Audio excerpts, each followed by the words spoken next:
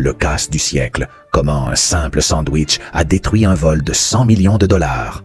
Musique sombre, plus plan de diamants et caméras de surveillance.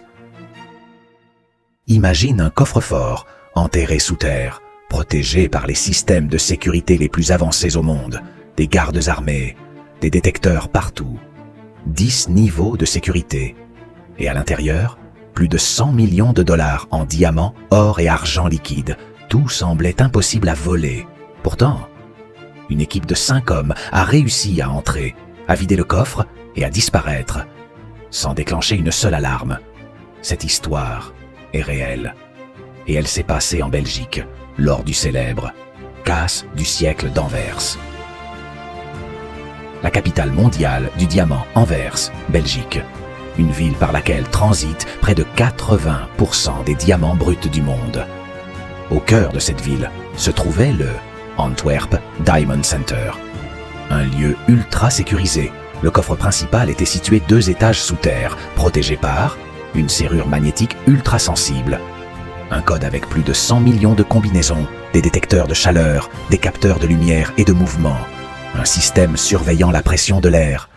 Des caméras et des gardes 24 heures sur 24. En clair, même respirer trop fort pouvait déclencher une alarme. L'homme qui a infiltré le système, le cerveau de l'opération s'appelait Leonardo Notarbartolo. Un Italien élégant, calme, mais surtout le chef d'un groupe criminel surnommé l'École de Turin. Et son plan était terrifiant de précision. 2 ans avant le vol, en 2001, Leonardo loue un bureau dans le centre du diamant en se faisant passer pour un riche négociant italien. Chaque jour, il entre en costume, sourit aux gardes et descend dans le coffre comme un client normal. Mais en réalité, une mini-caméra cachée était dissimulée dans sa veste. Pendant 2 ans, il espionne tout. Les rondes des gardes, les codes d'accès, les caméras, les habitudes du directeur. Chaque détail comptait.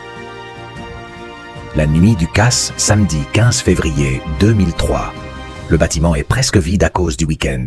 Leonardo entre avec son équipe de spécialistes. Un expert en serrure, un technicien électrique, un spécialiste des alarmes et un expert en intrusion. Leur mission, voler 100 millions de dollars sans laisser de traces. Comment ils ont trompé la sécurité? C'est là que l'histoire devient incroyable.